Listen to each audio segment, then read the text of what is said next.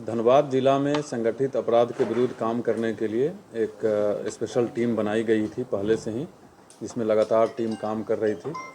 पिछले बार Prince Khan gang से जुड़े हुए कुछ लोग पकड़ाए थे जो किसी घटना को अंजाम दे रहे थे, लोगों को धमकी दे रहे थे। उन लोगों के पूछताछ के आधार पे, उन लोगों का जो कन्फेशनल स्टेटमेंट है उसके आधार पे, उन लोगों के द्वारा जो कुछ बातें बताई गई थी उसके आधार पे हमारी जो स्पेशल टीम है ऑर्गेनाइज्ड क्राइम के विरुद्ध, वो लगातार उस पर टेक्निकल इनपुट और मैनुअल इनपुट इकट्ठा कर रही थी। और उसके आधार पे कल लगभग 12 लोकेशन पे कल सुबह में रेड किया गया था। उसमें से 11 लोगों को पकड़ा गया था। बहुत सारे दस्तावेज कुछ जब्त किए गए थे। उनके द्वारा जब गहन पूछताछ की गई तो पूछताछ के क्रम में 4 लोग ऐसे पाए गए हैं जिनका डायरेक्ट इन्वॉल्वमेंट है। वो किसी न किसी रूप में गैंग को मदद कर रहे हैं, चाहे वो यहाँ के व्यापारियों का नंबर पहुँचाना हो, पैसा कलेक्ट करना हो रंगदारी का, और पैसा उसको कलेक्ट करके कैसे उसको ठिकाने लगाना है, उसके पास तक कैसे पहुंचाना है। इन सभी चीज़ों में ये 4 लोग इन्वॉल्व हैं। इन 4 लोगों की गिरफ्तारी की गई है और आज इनको न्यायिक हिरासत में भेजा गया है। इस पूरे प्रकरण के दौरान लगभग 17 लाख से अधिक कैश की बरामदगी की गई है। एक रिवॉल्वर मिला है जिसका लाइसेंस दिखाया गया है बट वो फेल पाया गया। 47 राउंड्स ऑफ कैटरीज मिला है। इसके अलावा बहुत सारे मोबाइल्स हैं। 70 से अधिक ज़मीन का डीड है जो अलग अलग नाम से है, कहीं पावर ऑफ अटॉर्नी है, कहीं डीड है। 1 दर्जन से अधिक ATM कार्ड्स है, अलग अलग नाम से बहुत सारे पासबुक्स हैं। प्राइमरी लेवल पे ये पता चला है कि इनका डायरेक्ट रूप से यहाँ के व्यापारियों से रंगदारी स्वरूप उठाई का इकट्ठा करना, उसको USDT के माध्यम से या फिर फॉरेक्स के माध्यम से या किसी फिर अन्य हवाला नेटवर्क के माध्यम से जहाँ जहाँ इनको इकट्ठा करके ठिकाना लगाना होता है वो लोग लगाते हैं। इस पूरे प्रकरण में जो जब्ती हुई है वो मैंने आपको बताया है। इसके अलावा और सी कुछ ऐसी और बातें पता चली है जिसमें और अनुसंधान करने की आवश्यकता है। कुछ दिन पहले जो रांची में फायरिंग की घटना के बाद गिरोह के कुछ लोग पकड़ाए थे, जमशेदपुर में भी पकड़ाए थे।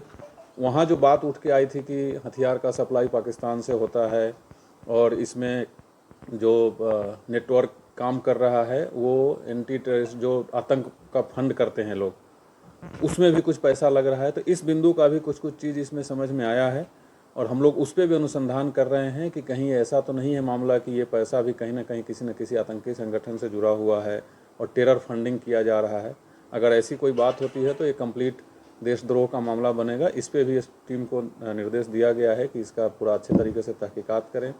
इन लोगों के द्वारा कुछ और लोगों का नाम बताया गया है जो धनबाद के भी हैं, धनबाद के बाहर के भी हैं। कुछ व्यवसायियों का नाम बताया गया है जो डर के पैसा भी पहुंचाते हैं। हमारे पास बहुत सारी जानकारियाँ इकट्ठा हुई है, लगभग 100 से अधिक लोगों का नाम आया है। फर्दर उस पर टीम और आगे काम करेगी और जब आगे काम करेगी फिर से जो रिजल्ट आएगा वो आपके सामने बताएंगे। और कुछ व्यापारियों का भी नाम आया है जो पैसा दे रहे हैं, हम लोग उनसे भी संपर्क करेंगे कि किस परिस्थिति में दे रहे हैं। अगर धमकी आ रही हो तो केस करना चाहिए। जैसा मैंने बताया कि लगभग 100 से अधिक लोगों का नाम आया है जो किसी न किसी रूप में जुड़े हुए हैं।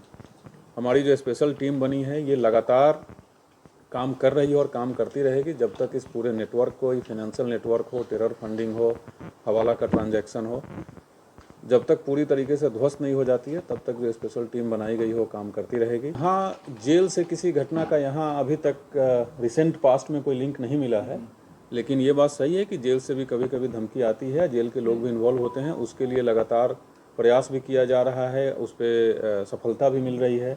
जेल में अगर मोबाइल मिलता है रेड के दौरान तो FIR होती है, कुछ लोगों को आइसोलेशन वार्ड में रखा जाता है। तो जो जेल के मैनुअल के हिसाब से जो चीज़ भी हम लोग कर सकते हैं वो लगातार किया जा रहा है। के विरुद्ध 0 टॉलरेंस की नीति हम लोगों ने अपनाया हुआ है।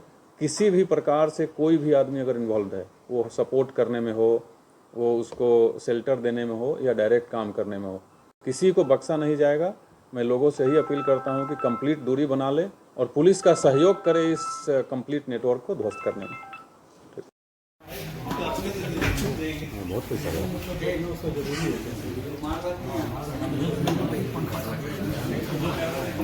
कितना पड़ गया? कितना तो 7 ग्रुप हो रहा है।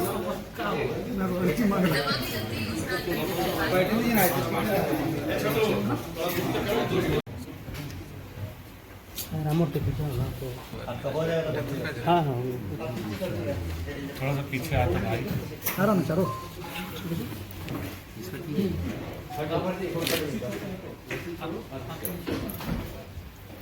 थोड़ा सा पीछे में जाना सब आ जाएगा। थोड़ा सा पीछे आइए।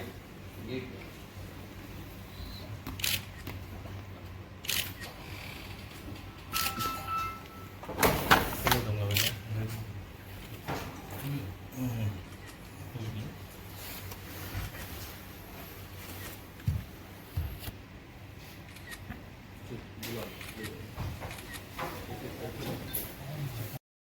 इसी में है भैया। हाँ सर ठीक है।